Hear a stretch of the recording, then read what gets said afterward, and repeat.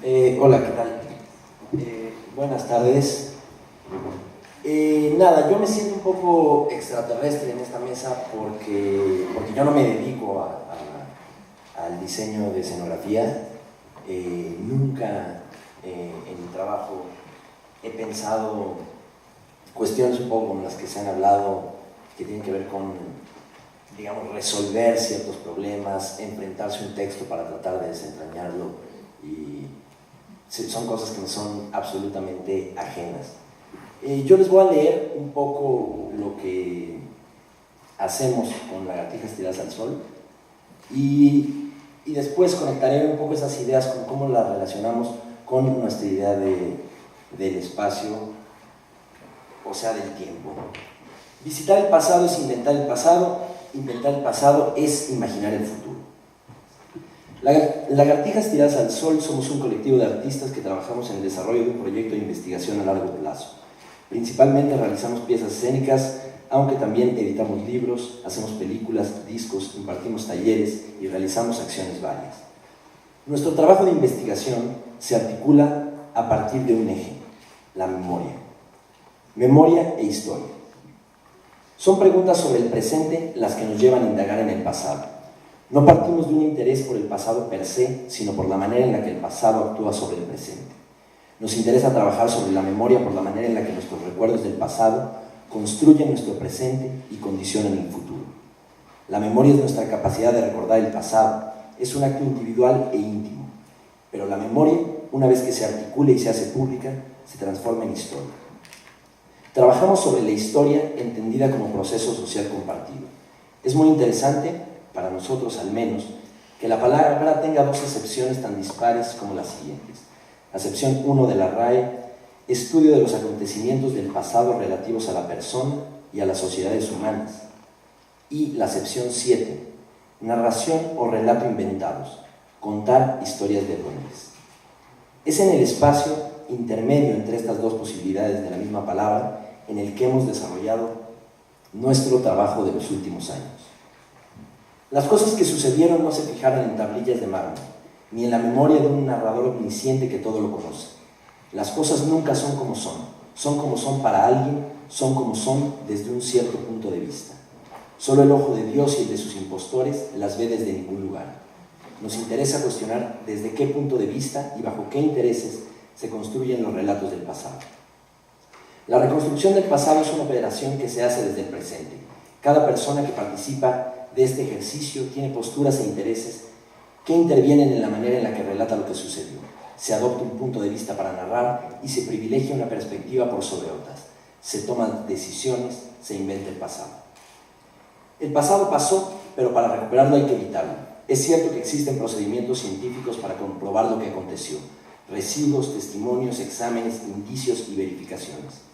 Pero para utilizar dichas pruebas, para darles coherencia, es necesario presentarlas dentro de un relato, una sucesión de hechos encadenados de manera más o menos lógica, y es en este proceso, y lo que pasó, es en este proceso, el de convertir en narración lo acontecido, donde las distancias entre lo que pasó y lo que pasó crecen irremediablemente, donde la reconstrucción del pasado pasa de ser científica a ser política. Representación. Así como el mapa es una representación del territorio, pero nunca va a ser el territorio mismo, asimismo el relato del pasado va a ser un puente con el pasado sin llegar nunca a serlo. Es fácil apreciar en los mapas la cantidad de decisiones que se toman para representar de tal o cual manera un determinado lugar. Lo interesante es cómo el mapamundi, trazado con la proyección de Mercator, o Mercator, no sé cómo se dice, a base de repeticiones, nos ha hecho creer que el mundo es de esa manera, cuando en realidad podría ser representado de tantas otras. A base de difusión, esa representación ha arraigado en el imaginario, pero basta observar la proyección centrada en el Océano Pacífico, que usan sobre todo en China y Japón, para entender que las cosas se podrían pensar de manera distinta. Asimismo pasa con las versiones del pasado. Existen relatos que se vuelven hegemónicos y nos hacen pensar que las cosas sucedieron de tal o cual manera.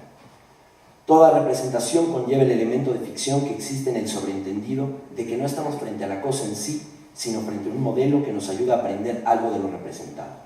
El edificio teatral tiene una carga de varios siglos de tradición en el que se le permite que las cosas no sean lo que son.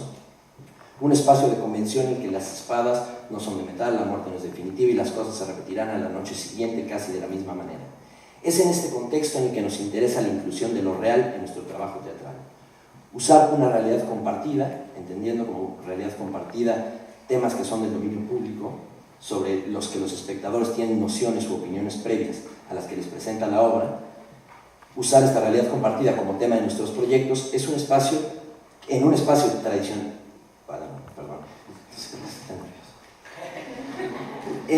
Usar la realidad compartida como tema de nuestros proyectos en un espacio tradicionalmente consagrado a la ficción, como es el teatro, hace que el público tenga que entrar en una negociación con el material que le presentamos.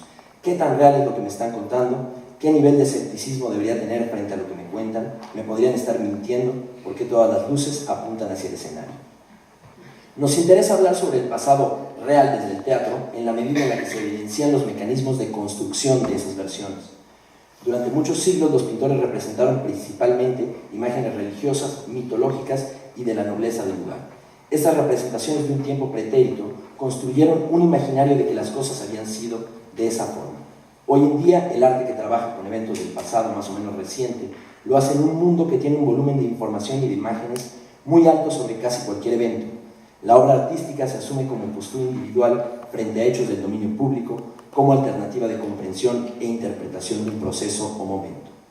Nos debería permitir observar con claridad que no existe una historia sino muchas, pero que todas ellas están construidas por individuos con intereses e ideologías específicas. Todo discurso histórico se inserta en una realidad social concreta y desde ella actúa. Ficción y realidad. ¿Qué, cómo y por qué recordamos lo que recordamos? ¿En base a qué valores recordamos ciertas cosas y olvidamos otros? ¿Qué punto de vista adoptamos para darle forma al recuerdo? ¿Todo lo que recordamos sucedió? ¿Es importante que esto haya acontecido? Todo lo imaginable es realizable, dijo Julio Verne. Hay una relación directa entre lo que imaginamos y lo que vemos en la realidad. Todo objeto o acción fue una idea que después se transformó en proyecto y en algún momento apareció en el mundo. El papel de la imaginación está muy menospreciado en nuestras sociedades. Es por eso que se le considera un divertimento o un pasatiempo, pero se le separa del territorio de lo real, documentales y ficciones. Pero estos dos mundos tienen mucha más permeabilidad de la que normalmente se acepta. La imaginación y la realidad actúan de manera simultáneas en la manera en la que vivimos nuestras vidas. Hay un acto de imaginación en la construcción del pasado, en hacer relato de eso que aconteció y en cómo se usa eso para construir el futuro. Un ejemplo. Hoy en día existe un argumento conservador que desprestigia la búsqueda del cambio social radical, recordándonos las atrocidades que se cometieron en la URSS o la China maoísta. Se nos dice, más vale no buscar el cambio porque ya vimos cómo acabaron las revoluciones. El argumento se apoya en el pasado para construir un relato que justifica un modelo de gestión del futuro y un modelo de gestión de lo económico, el capitalismo, y advierte que cualquier tentativa de cambio podría tener consecuencias desastrosas. No hay ningún motivo racional para pensar que todo modelo alternativo tendría que seguir los pasos del comunismo, pero se hace un uso faccioso de la historia tomando la parte, el comunismo aplicado en el siglo XX, por el todo, cualquier modelo no capitalista. Así se construye un relato del pasado que actúa sobre el futuro.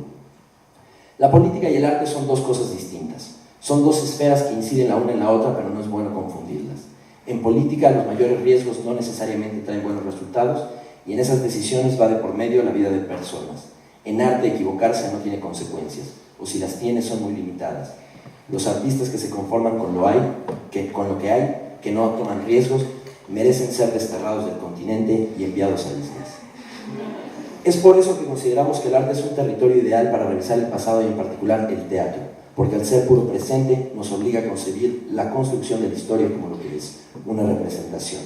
A través de conocer el pasado podemos enmarcar el presente, pero el pasado solo se descubre a través de aquello que explica, el presente. Bueno, esas son las ideas sobre las que trabajamos. Ese es el eje de lo que hacemos y a eso nos dedicamos. Ahora bien, en relación, hay un par de coincidencias que suceden el día de hoy que a mí me parece que no me dan ganas de dejar de lado. Una es que el contexto en el que sucede esta mesa coincide con la manifestación de lo de Ayotzinapa en hora exacta. Y eso me pareció muy interesante cuando venía para acá, porque recorriendo en UNAM, que están discutiendo en las facultades si hay paro de 48 horas, era muy interesante como el contexto en el que se iba a dar esto. Y eso es algo que en nuestro trabajo es muy importante. ¿En qué contexto estamos representando? ¿Para quién y dentro de qué marcos? Y otro eran estas botellitas de agua. Estas botellitas de agua me parecían interesantísimas porque son uno de los fenómenos que desde nuestro trabajo en el teatro buscamos combatir, digamos. Estas botellitas de agua fueron producidas por alguien, pero alguien le quitó la marca, como para no hacer una publicidad de esto. Es decir, como que se intenta neutralizar el objeto de un objeto que tiene una historia y ciertas asociaciones y ciertas connotaciones políticas. Eso es algo que a mi parecer, y en nuestro trabajo, pasa mucho en el teatro. Vemos objetos liberados de sus connotaciones políticas, históricas y contextuales, digamos. Y en nuestro trabajo con el escenario, lo que buscamos es ir en contrario de eso. Lo que buscamos es que la cantidad, los objetos que hay en el escenario nunca sean producidos por nosotros y ellos logren generar la mayor cantidad de asociaciones posibles. Nosotros trabajamos el espacio de manera muy intuitiva y es un proceso que no se separa, no se resuelve al final, digamos. El proceso de creación de una obra es el proceso de creación del espacio de esa obra y el proceso de creación del texto de esa obra, y todo eso va paralelo, digamos. No hay alguien en la compañía que se dedique a trabajar el espacio, ni alguien que se dedique a trabajar el texto, por lo que todos vamos generando, digamos, simultáneamente. Tenemos una serie de políticas sobre el espacio muy arbitrarias, que son las que voy a someramente exponer. ¿Cuánto tiempo queda? 2 minutos. Sí. Una es que todo lo que está en el escenario se pueda aprender de un golpe de vista. O sea, que no haya nada que no pueda ver el espectador. Y esto, evidentemente, también tiene que ver con la luz. Nunca en una obra usamos un... No lo hemos hecho, pero eran muy jóvenes. No. Que todo se vea con la misma intensidad en el escenario. Es una idea que, por alguna extraña razón, y hemos hecho tratar de hacer una serie de asociaciones racionales al respecto, pero es algo que procuramos que pase en nuestras obras. Que toda la luz se vea a la misma intensidad y que el público pueda ver de un golpe de vista todo lo que está sucediendo. Nosotros, como trabajamos con la memoria, buscamos la coexistencia de dos tiempos en el escenario, un tiempo en el que se narra y un tiempo en el que sucede la representación. Un tiempo, digamos, sobre lo que trata la obra y un tiempo donde sucede la representación. En ese sentido, trabajamos con el documento de la manera más tradicional posible, es decir, exponiendo documentos, tratando de generar a través de objetos del pasado una relación directa con él, con la evidencia de eso. El video en ese sentido ha sido fundamental para nosotros. A mí me cuesta mucho trabajo pensar el teatro sin video, como que es muy raro, como desde hace muchos años no se me ocurre. Me cuesta mucho trabajo pensar casi todo sin video. Entonces el teatro entre eso, y el video tiene que ver con esto, con meter al escenario un tiempo pasado. Y si la pregunta por la que partimos para generar un espacio y generar una obra de alguna manera es cómo meter el mundo a un escenario, o cierto mundo, cierto proceso histórico que estamos relatando, de alguna manera el video forma parte de eso. Y sí, tratamos de no construir materiales, un poco lo que decía Jorge hace rato. Nosotros normalmente muchas obras las hemos enseñado en la bodega de UNAM y es una cosa espeluznante. Realmente, yo sé que estoy frente a diseñadores, sobre todo, pero para uno que no es de eso, es alucinante ver. Yo una vez tuve